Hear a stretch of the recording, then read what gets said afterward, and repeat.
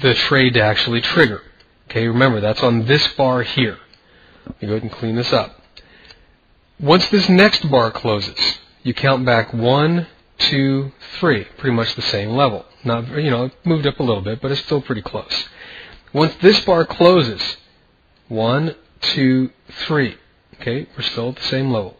Once this bar closes now, here, we count back 1, 2, 3. Now at this point, it just so happens the market starts to push down. Now here's where you've got the potential trade. And again, this is putting the whole theory into practice. The theory is the market is at prior weekly resistance, so the market should go down. That's the theory. So let me go ahead and draw this in. So we've got the theory. Oops, let me clean this up first. So theory is resistance, which means short, right? It means we should be going short up here if this is going to be resistance.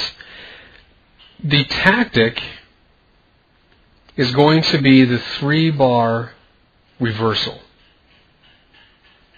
Okay?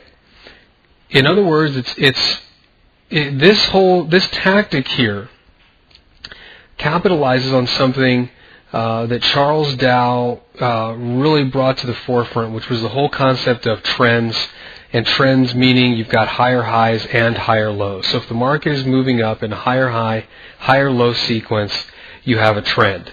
A 3-bar reversal assumes that for the short term the trend is over. Okay, that's what this is assuming, that the market is going from a up direction to a down direction. And this is usually how it happens. The market will consolidate for a little while.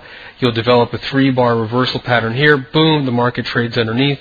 You go short. Let me go ahead and clean this up. Boom, boom, boom. Okay. So again, the theory is you're coming into resistance. Because the market is at resistance, it means you're looking to go short the market.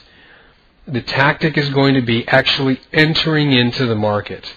I've touched on this in a couple of other weekly wraps, and really the essence, I think, of trading something like this, it really boils down to you've just got to take the trade.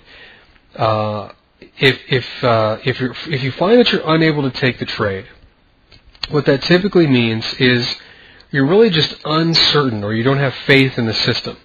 So my suggestion to you, if you're having that kind of reaction to getting into this particular position, is to simply go back and backtest by hand these types of reversals, where you see the market is at a weekly high or a weekly low.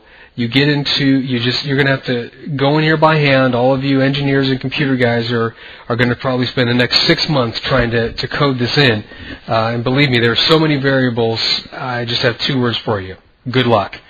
If it were that simple, believe me, Paul Tudor Jones, a guy who's got more money than both of us put together, would have figured out a way to get that done. Bottom line is, it's very, very difficult because of the different structures in the market. But what you can do that the computer can't is start to get a feel for the patterns. You can start to get a feel for the momentum of the market. You can start to see a correlation between how fast the market has run up and how many bars up here are consolidating. There are a lot of things that could go into a system like this, but the bottom line is you're going to have faith and trust that the method or the tactic is actually going to work. Now, the whole point of this exercise is you've simply got to trust in the probabilities.